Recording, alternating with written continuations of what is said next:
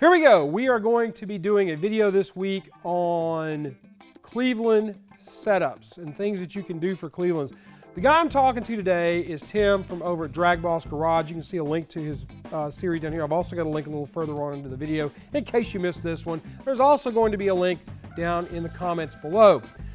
The video that we're doing today is basically just talking about things that you can do to a 351 Cleveland to make it run a little bit better and the optimal setup for the street, because that's where about 90% of us are that watch this channel, and me that is building an engine for the 70 Torino that we just recently picked up. So Tim and I are going to go over a little bit of that. I will do a little bit of an apology for the video quality and the audio quality. This is my first foray personally into doing a video that is strictly done off the internet. So we basically went on StreamYard, did the video, and I'm posting it exactly like it came out from that. I'm pretty horrified. And a little scared of the comments we're probably going to receive from some of the visuals on this, but you're going to get what you get. There you go. Bada bing, bada boom. So without further ado, let's rock into this thing. Well, after we do our due for our friends over at Autorestomod. For 45 years, the Miller family and the dedicated staff at Autocrafters have been here helping you to restore your dream Ford. Thank you for your support. Here's to another 45 years of delivering parts for your Falcon, Fairlane, F100, Galaxy, Maverick, and Pinto. Hi folks, we're here with Tim Halstead from, where are you from, Tim? I mean, you're from Ohio or in Ohio.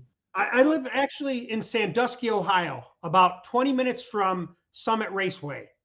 Nice. You're not that far from where your car is going to be running soon after you get the engine done in it.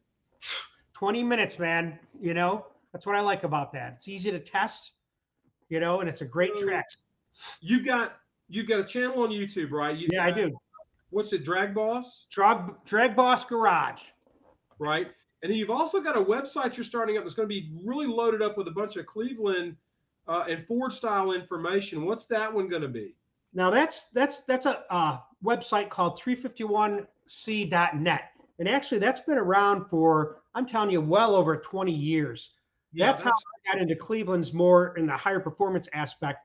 Is back then we didn't have this kind of media where type in and try to put a picture up is like a miracle. And then we all went back and forth to answer questions. You know, that's how the tech kind of evolved. And right. That site's been around. There's a lot of members there. There's a lot of tech involved there, a lot of history. Yeah, the forum stuff was really hot for quite a long time. And then it finally not finally, but it died off after a bit. Thanks for having me here for this interview. You know, it's funny how this all came about when we had first met. You know, you didn't remember this until I said something. I don't remember this at all. But way back, I'll tell you, in 2002, I used to race my Cougar at NMRA events. You know, just in the bracket stuff. But I went to that and Ford Expo. It was a great time for us Ford drag racers because we had our own events and it was just great. That kind of died out. But in 2002, I was racing at an NMRA event and I was winning everything in the pro class. I was like, whoa, this is awesome. You know, it was a 377-inch Cleveland with aluminum heads, the Ford Motorsport heads. I was running like 1069 with it. Nice. And I got up to the finals to race, and I had met a guy named Larry Jewett. Now, he worked for Prime Media. Yep. And he's like, listen, I love your car. You know, it looks like a street car. You're doing really well here. You know, what's a power Cleveland? Oh, not a lot of guys race that. So I got up to the finals, and my car would not start. I was like, this is tripping me. Meanwhile, the other guy's starting, and he's driving up to the staging lanes. And I'm like sitting there, and I'm just like, okay, this is how it ends. Well, Larry grabbed the golf cart, took off to my truck, and got my jumper cables, came back, hooked them up to my car, to the golf cart, fired it up. You know, the guy was already up there doing his burnout. I got up there. I was rushed, but I got up there and just didn't run the number. You know, the thing didn't have enough power. You know, the battery was probably 10 volts and I lost. But man, what a victory to me, you know, that it came down to that kind of teamwork with you guys. And you got the magazine right there, don't you? Okay. I was looking back because I knew that name when you had contacted me. And there it is. Yep. Jeff Ford. Yeah, who knew, huh? Now, yeah, The text was a guy named Cook, Wayne Cook. I don't know him. Wayne was a great guy. He was one of my editors with the magazine back then. I sure miss Wayne. He passed away from MS several years ago. Okay. Super guy. He was an amazing Ford dude as well. Loved his Fords. So that's really cool because, like I said, I mean, you know, when you're doing that kind of stuff, you're shooting photographs all the time. But as soon as I saw the photograph, I remembered the car, and I was like, 22 years ago. Yeah, 22 years ago. And now we're meeting again. Yeah, and it's like just out of the blue, I contacted you because of you having the YouTube channel, and then I was like, you and I started talking. You go, Jeff Ford, and then we figured out that I had actually done the photos on the car, and it was crazy. Okay, so the reason I've got Tim today is we are looking at what we want to do with the Cleveland for our 70 Torino GT that we've got. This car is one that my friend had. I got a 351 Cleveland block in from him. I have a set of closed chamber race heads that I picked up from somewhere. I have a 4-barrel intake manifold, and John had always wanted to build a 351 Cleveland to put in there. Okay. And Tim, he's our guy because Tim, if he doesn't know it, he knows somebody that does. So Tim and I are going to do today is I'm going to talk to Tim and pick his brain some about what a good Cleveland street engine could be. And so we're going to kind of bullet round it with Tim here and go through and see what Tim says about the different things, because he's got some cool thoughts on some of this stuff. And I wanted to really kind of pick his brain a little bit about what he thinks. So, all right, Tim, first things first, do I need a 4-bolt main block for the street? You know, they made the Cleveland from 70 to 74. You know, they made 4-bolt main blocks and they made 2-bolt main. Is there any big difference? Integrity wise, no, not really. You know, the 2-bolt blocks do have provision. You can put 4 bolts on if you decided to do that. The benefit from having 2 versus 4 may be a component of cap walk. You know, once you get past 600 horsepower with the Cleveland block is going to start to move. It's a thin wall casting, not really much better than 30 over. They have a lot of, you know, questions on, wow, what do I do with this block? Should I bore it or shouldn't I? So I race a Cleveland. It's a 2-bolt block. It's making 775 horsepower. Big deal. I don't care. It's got 2 bolts. Now, with that said, I have a main girdle that ties it all in. I think that helps. Right. I was going to ask you for a girdle system on that. Because some guys say it doesn't help. I don't know. I've been running it for 20 years. When I do something that works, I stick with it. So it's up to whatever they want to do. Now, if you got a 4-bolt main block, if we had a 4-bolt main block, I would use it. But I think for the street, you ain't going to notice no difference, man. Come on now. You're not going to get enough walk out of that Cleveland. You're probably maximum of about 600 horsepower on the street for a very streetable Cleveland. Now we're going to be running a 4-speed with this car, which does help. It helps big time. Because you're going to be able to play around with cams and all that kind of stuff. But, so the next thing on those engines is a big problem that a lot of people talk about is oiling. Yes. I made lots of videos on the Cleveland Tech, which you can see on my website. There's a whole playlist on it. You know, and I go through step by step of building that Cleveland that made 775 that I'm racing now, that's running 930s in my Cougar. So nice. I drive that on the street. I drive it to the store and stuff. Open headers. I love it. That's just me. I saw a video of that thing running. You had a short that you put up on YouTube. If you could send it to me, I'll put it in here for these guys. I'll take just a spot here in case I can get that from you. And we'll just let them listen to the way this thing sounds. And this is what he's driving to the grocery store. Oh, yeah, I do. People love it, man. You know what? And when I see cops, I just let off the throttle and just kind of coast by 35, 40 miles. And then you can barely really hear it. What's the, so if a guy's building a Cleveland for himself and he wants to do something, does he need to do something to the oiling system on a street engine for one thing? So here's, I'll do a kind of little synopsis. So you got the block. Who cares what it is, 2 or 4 bolt? What do you want to do to it? The basic block prep.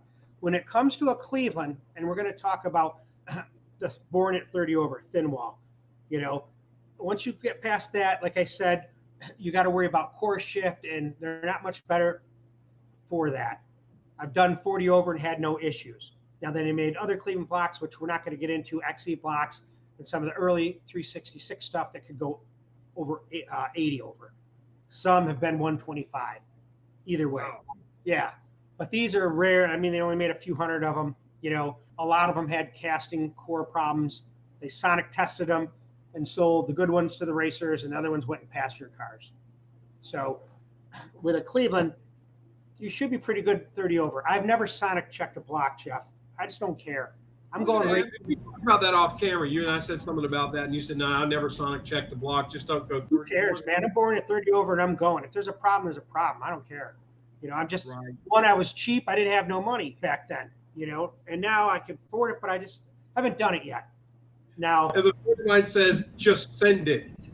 That's it. Gone.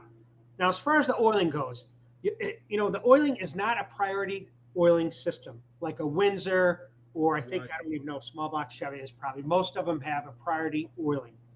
So the mains get oiled first, or at least have a separate feed. That's important to keep that crank alive once you get to a certain RPM limit. You know, a Cleveland was probably designed to make maybe 600 horsepower at the most in a racing form. That's what they wanted it to be. That's why it was out there. Up to 6,800, you shouldn't have any problems, you know. And I mean, just on the peace street, of mind. You're not going to do more than that on the street. 6,800 is that's hauling the mail. That's the thing. How many people are gonna, if you've driven on the street, anything over 500 horsepower, you better have a good handle of it. You know, it's not a car to monkey around with rear-wheel drive, you know, and a locked rear end, whatever. We won't get into that. But the point is, you know, 500 horsepower is pretty easy to make with a Cleveland. Yes. So that's the unique thing about it. I think it's probably, you can make the most horsepower per cube with a Cleveland than any other small block out there. Agreed. You know, it's the cylinder heads are the basis for pro stock. You know, the modern cylinder heads. But let's not keep, we could talk for hours, and I don't want to take your time up on that. So the oiling system, you don't have to mess around if you're not going to do a lot of crazy driving with RPM range, road racing or something where high RPM it's sustained. $7,000 you can get by. But you want a massage oil system. You want to clean all the passages, all where the oil pump is. You want to radius all that out, all the drain backs. They say, oh, if you use a high volume oil pump, it's going to, you know, drain the oil pan and all that. Well, it might drain a 5-quart pan. But if you're going to use high RPM with a Cleveland over $7,000, you should have a 9-quart pan minimum. 7-quart ain't going to cut it. 8 may. I've only ran 9-quart pans. You know, I've been racing them for 40 years. So I'm kind of just giving you what works for me. Sure. So it's a good oiling massage of the system. Standard pump is probably fine for people. You don't need a high volume oil pump. I'm just old dinosaur. That's what works for me, and I stick with it. Although I'm going to try and experiment with other things. You know, so regular oil pump standard would be fine. Whose oil pump do you recommend using? I get sponsored by Precision Oil Pumps. Okay. Doug Griffo. Boys, let me tell you, you make one phone call, you get one to your door. It's all blueprinted. You don't have to go through it. You know, that's a great time saver. If you like doing that, that's fun, but I don't have 3 hours or longer to mess with that. Sure. You know, I can have it shipped to my door. It's all done. You know, it's got Moly coating on the gears. He's great to work with. Right. He's got the Pro Moly hardened oil pump drive shafts for everything. Oil pump stud kits, a lot of good stuff. So check him out. All right, he'll sponsor that build for this Torino. Trust me. Over here, he's trying to get me to buy 351 coverage yet that he's got sitting around up there in Ohio. Yeah, I picked it up just the other day. Me and my daughter. I'm making a video on it, so you have to check it out. But it's a you know, Robert, big shout out for you. I found it on Marketplace. I went and looked at it. Yep, I like it. He has a Cobra kit car that he was going to put it in, but now he has another one that he wants me to Cleveland. He wants me to build for him and put together. We're going to talk about that. But he's got a few other cars. So we picked it up. I brought it home. It's sitting over here on an engine stand. It would work perfect for this project, which we could talk about later. But, you know. Quit derailing me. I'm trying to get back on time. All right, here it is. Now, the block itself. Do you want to fill the block? People want, you know, after 600 horsepower, that block's wiggling. Those cylinder walls are flexing. So they usually we use hard block and fill it up to the water pump holes, the lower part of the water pump holes, right up to here with hard block. Right. So it causes rigidity of the water passages. improves ring seal. You could probably add 40 horsepower by having a fill block, I bet. 30 Yeah, but how horsepower. to be on the street though? Is that You can drive it on the street. They get, what gets hot is the oil more than the engine. My car will run on the street 180 all the time, no big deal. even with the block fill? Yeah.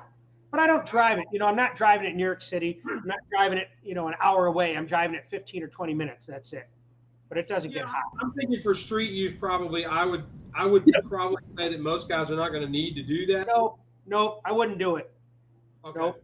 Now, if you want the most for your street, then do it. Yeah, if you're going to the drag strip once every 6 months, and most of the time all you're doing is driving this thing to just have a ball with it going over to the cruise in town. I'm a little concerned about it getting caught in traffic. One of the things we run into sometimes around here is like we'll do parades and stuff with our car club, Right? And that'll be a really good test of what you've done to your engine, because you can start developing some pretty interesting overheating problems, having to sit in a line of cars just rolling slowly through a parade. Right. So I would say I agree with you on, if you're doing a street strip car, definitely do the fill. I think that's really strong. On a regular street car, that's a mild street car, and I don't mean mild like hot cam, all the good stuff, but you can make 500 horsepower. Yeah. Let's just say, I think you're going to be fine. I mean, you could even possibly do like you've done with yours and do a girdle system in there as well to help some of the stability on the block. But honestly, for most of these guys, I don't think it's truly necessary. Don't waste your money on that. You can build a nice Cleveland 2-bolt, 500 horsepower with stock heads, nice valve job, the right cam, and good machine work. Okay, let's go towards cylinder heads, because we've talked about you need to do some of the oil stuff, drain backs on the oil, make sure all the stuff's chamfered, a really good oil pump. So we've got all that kind of lined out. Obviously, a good double roller timing chain. Who do you recommend for timing chains now? I use the Australian timing chain. Dang it, what is it? I can't remember right now. I'll remember while we're talking. You asked me too quick. And but I use one of the. Yeah, I forgot. What about cylinder heads? Because oddly enough, for Cleveland's now, there is a heap of cylinder heads out there available. You've got stock, the stock 4V closed chamber. You got stock open chamber, 4V open chamber, regular 2V Cleveland. You got the Aussie closed chamber 2V Cleveland. Very hard to come by now. Yeah. But a lot of different companies are making aluminum cylinder heads for the 351 Cleveland. You got Speedmaster, Trick Flow makes a set, Edelbrock has a set. So there's a heap of stuff available out there. Is it Speed Pro or Speedmaster? Speedmaster. Well, ProComp, I don't know if it's the same, but ProComp and Speedmaster are the same kind of guys that make parts that are a little cheaper. They're cast in China.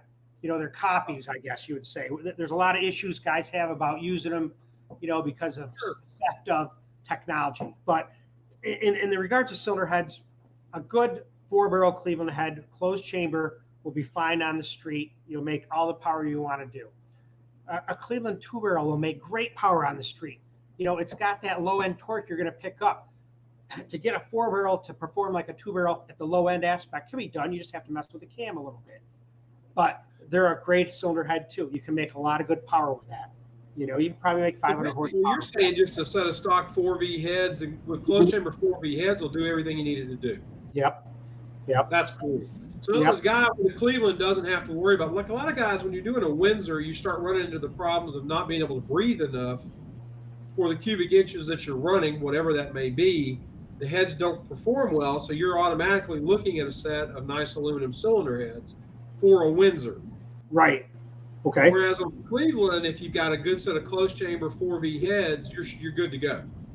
Oh yeah, I mean the one back there you can see with the gold valve covers right back there.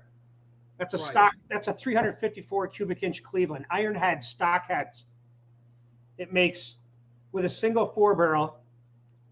A stock Holley strip dominator made 615 horse at $8,000. So I ported the intake right here, a Holley strip dominator. I ported it and made it like this. Oh my gosh. Okay. You could put a family of 4 in that intake, dude. And the dog. Okay? So this is the first time I ever ported an intake. So I made it into the Holly square bore pattern because a strip dominator is a spread bore, like that Q-Jet, or whatever it is, that Q-Code. Yeah. The Motorcraft 4300D. Yeah, which is, I didn't know that was 750 CFM. But anyways, so that makes good horsepower.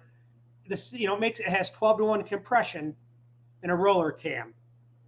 But that's it. It's nothing that special. So it's got a real long rod in it. That's one of the things I like about it with regards to the Cleveland, because I'm like you. I mean, a set of stock 4V heads, you've already got. The only problem with those cylinder heads is the exhaust on them. But on the street, I don't know that makes it. It ain't gonna bother you. You're not gonna bother you. You can buy. You can have the ports deed if you want to pick up some, some exhaust pull, if you will. Scavenge. Yeah, it's for better scavenging. But I think that the cylinder heads, like I said, if you want to put aluminum cylinder heads on, a lot of times, in my opinion, I don't know how you feel about this, it's really more about weight savings than it is about the performance of the cylinder head. I mean, you're going to take off 50 pounds right off the front end of your car by putting aluminum cylinder heads. Stock Cleveland head weighs, like 4-barrel head weighs like 53 pounds or something like that, or 55 pounds. And aluminum head weighs 25. So you asked about the aluminum heads. Out there is the Pro Comp or the Speedmaster. I'm not a real I wouldn't go with that head myself. Okay. I've heard a lot of bad things about them, but that's up to your guys. They are cheap, but they do need work. But I've heard good things after they get worked over. You got Trick Flow, good cylinder head. I have one of their intakes back here. I know a guy in Australia that's got those heads. I think they're 225 cc intake runner. He's making 800 and something, 830 horse. Wow. Yeah. But it's a little bigger block, and it might be like a 427 cubic inch. Next question, since we figured out cylinder heads. Next question. Stock or stroked? Stroked. Never, you can never, what's the rule of thumb they always said? There is no substitute for inches. Okay.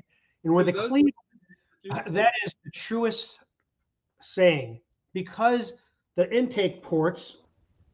That's the front door for the house for the family of 4 right there. Okay. The intake ports are so big, the volume, the velocity is slow. Yeah. They don't turn on until about $4,000, 45, and then they're good to 10 grand, depending on how they're worked. So that's why they say, oh, they don't have any low end.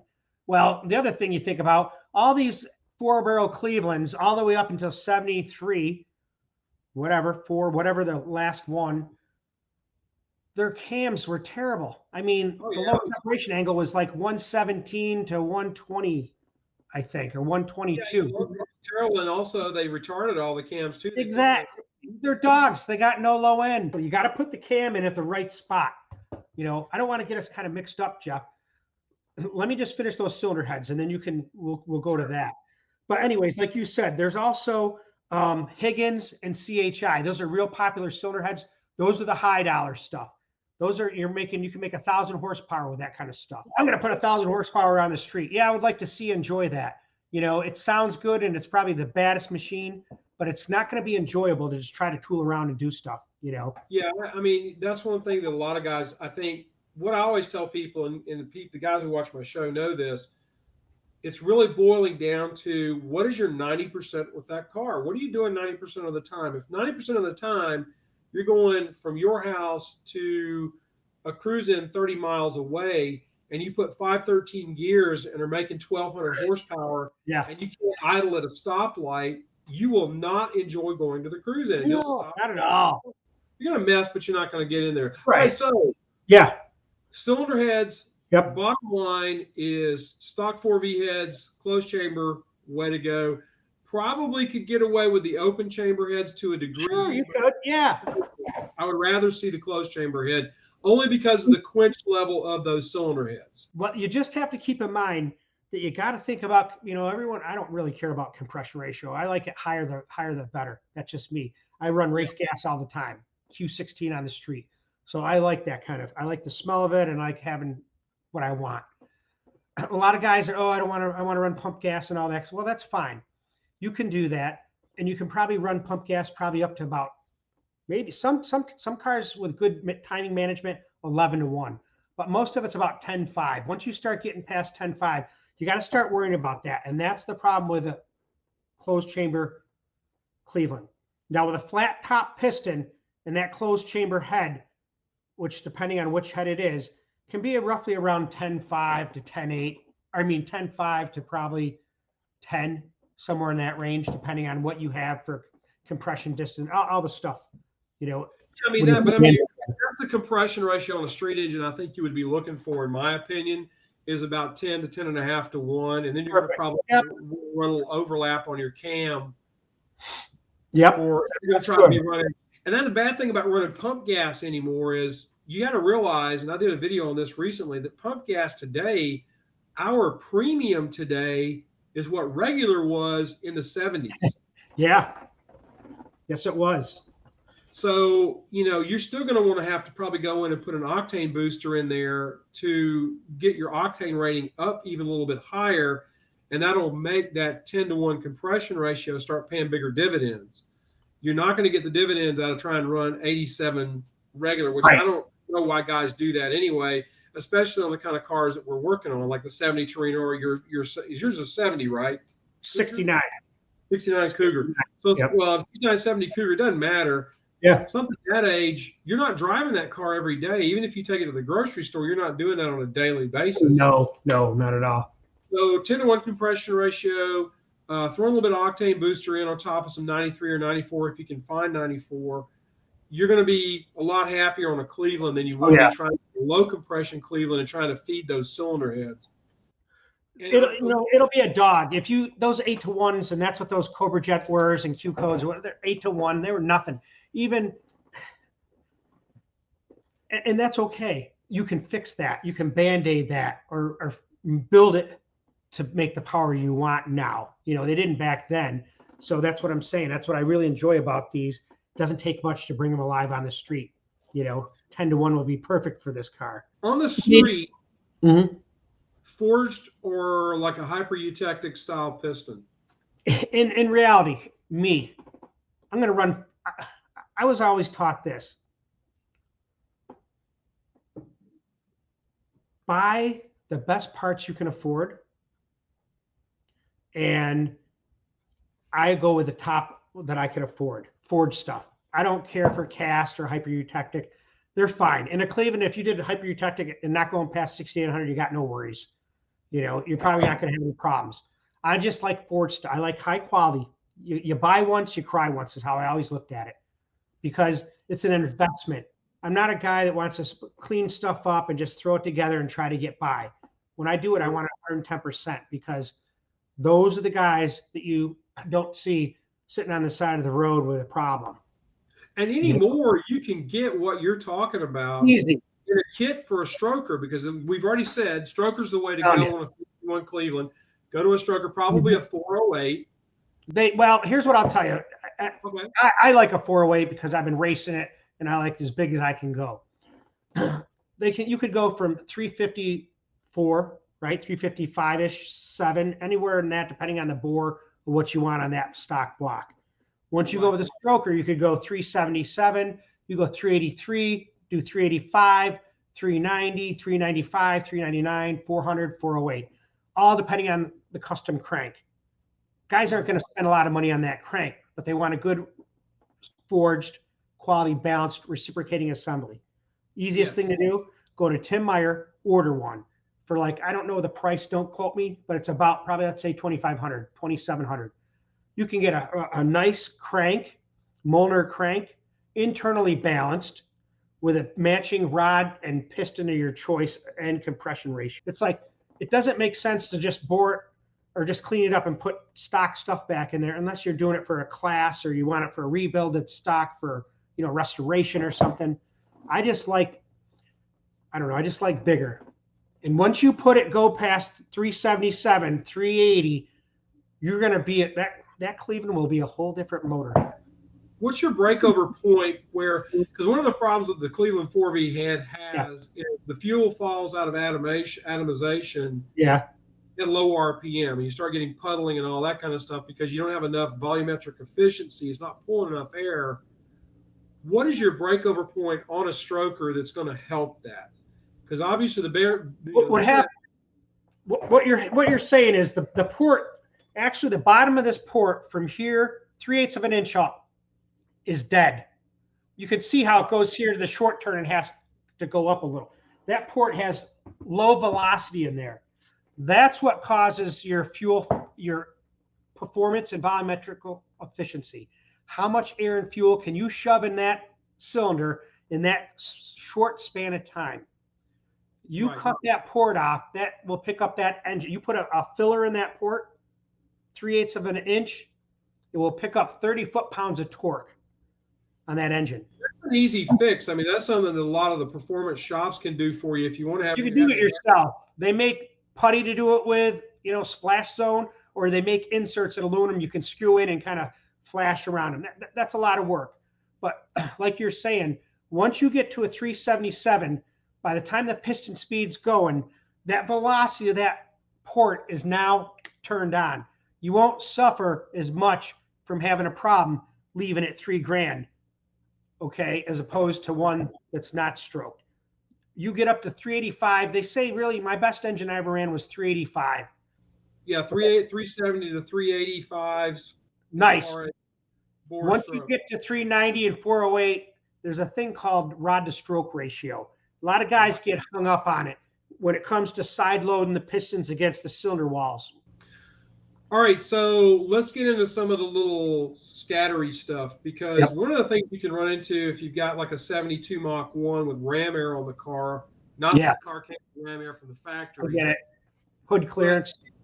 Hood clearance is an issue. How is the stock iron intake on those? Are they pretty good? I mean, do they flow well, or is it?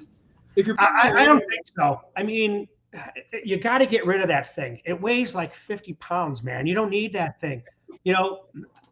The thing about the intakes for the stock one, I've never even drove one with a stock intake. I never even had a car like that. So I've only had stuff with aluminum. Now, so I would love to see what kind of power it makes with a stock intake. That's going to be a good test. That Q code that you've got there on the floor next to you, that engine would be a good one to do a test, just to take and change intakes out on it to see what kind of power difference an Edelbrock or something makes on it. I would like to see it run with the spread bore first. Yep. And then run it with a square flange with a Holly or whatever your carburetor of choice. Speaking of, so we don't really have a solution on the intake manifold thing other than if you got ram air, you're stuck. Nope, you're not. You don't think so?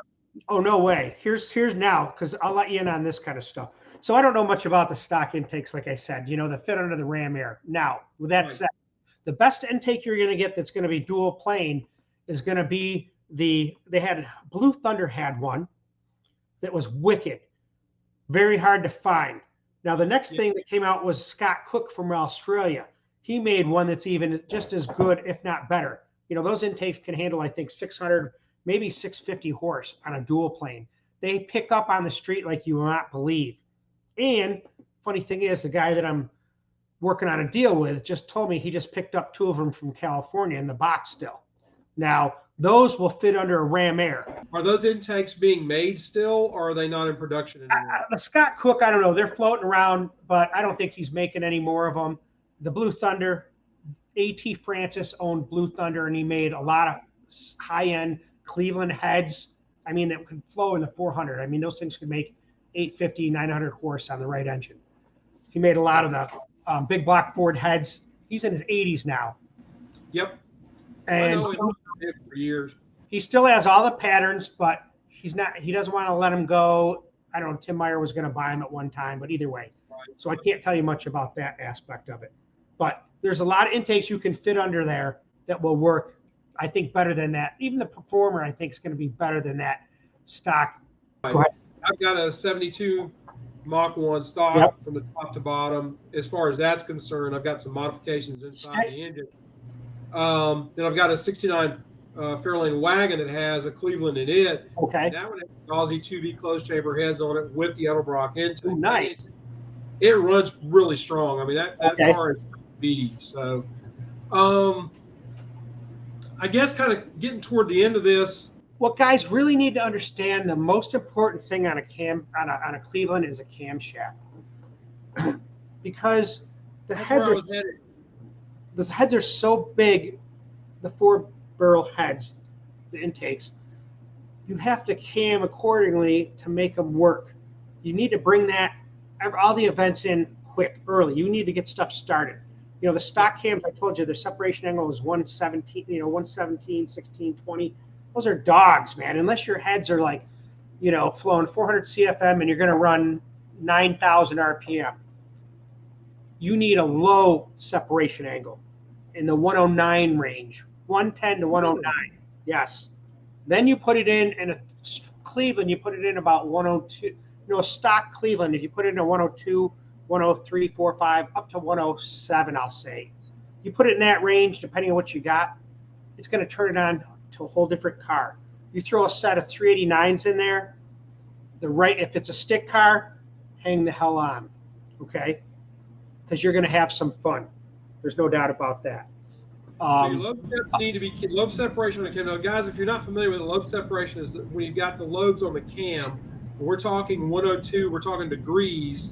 Intake center line 102. Yeah, 102 off of the center on the cam. So if you're by retarding or advancing, you can put it in at where you want.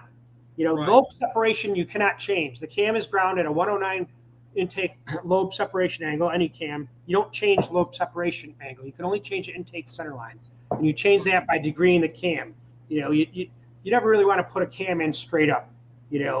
It's going to be right. I'm not saying it's going to be a dog because I don't know what the cam is, and that's why you degree it to determine where those events are coming in your overlap, like we were talking about in duration. You want, for a street car, you want low duration. You want that power to come on low. You're not driving around the street at $4,000, okay? You're riding around at 215, let's say, to 2,500, somewhere in there. You want that cam at 050. You want a cam that's going to be somewhere around 218, 225 at the low, somewhere around there in the intake, and maybe 230 on the exhaust. You know what I mean? 235, somewhere in that range. Maybe a 7 to 10 degree split. But you want the degree down low. My Cleveland has a duration at 050 of 273, 284 at 050. Right. I'm going through the traps at it makes peak power at 7,600. We're not doing that with these Clevelands.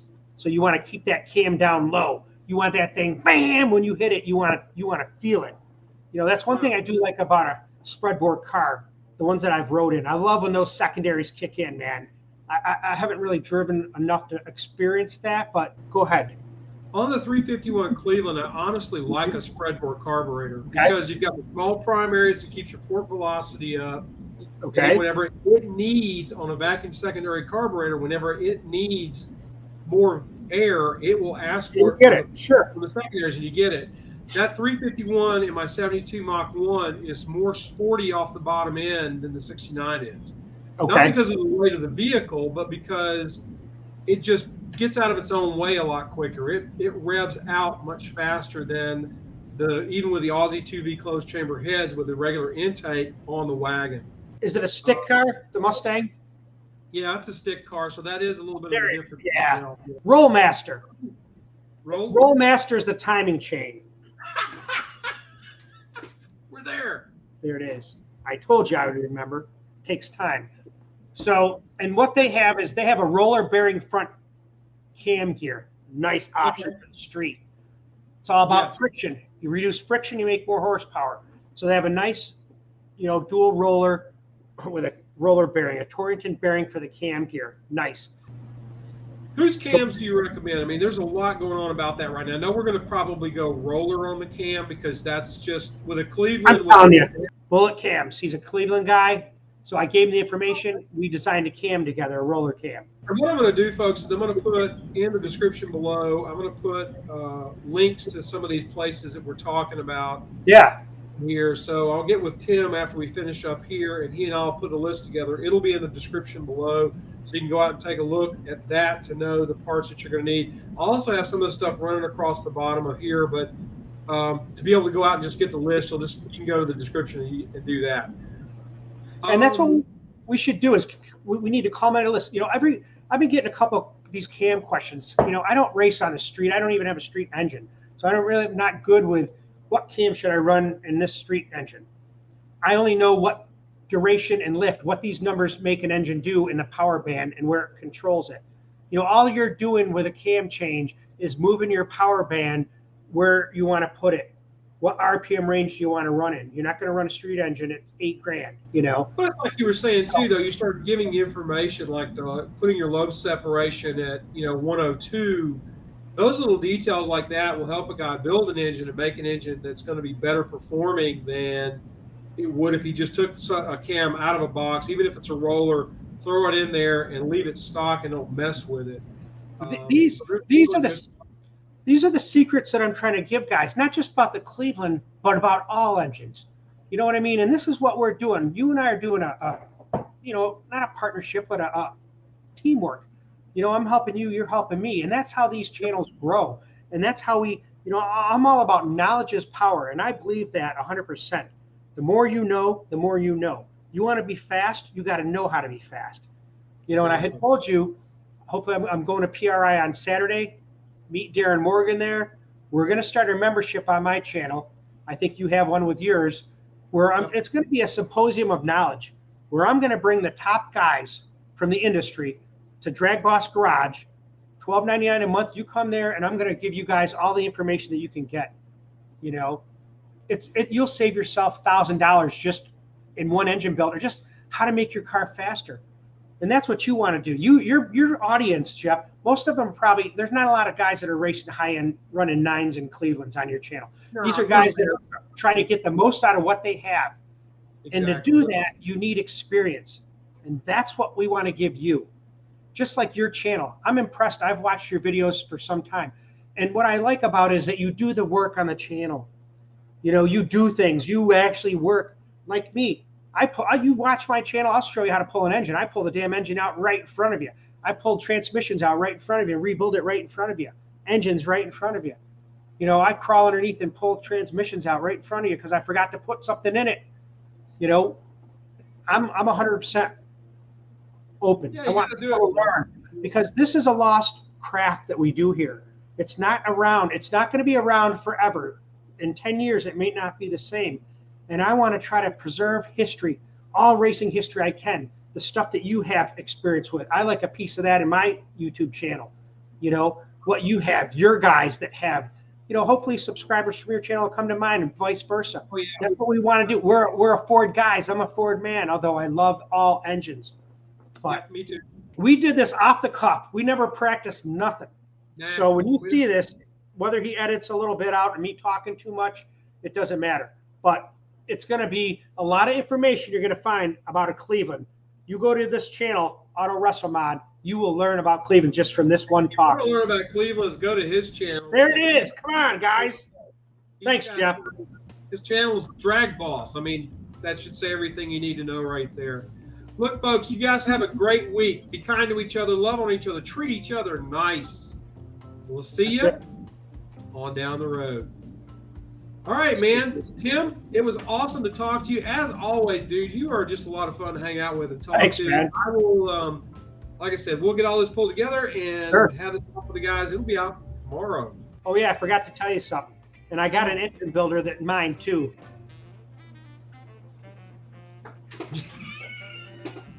He's trying to get me in trouble. Yeah, there it is. All right, thanks, guys. Appreciate it.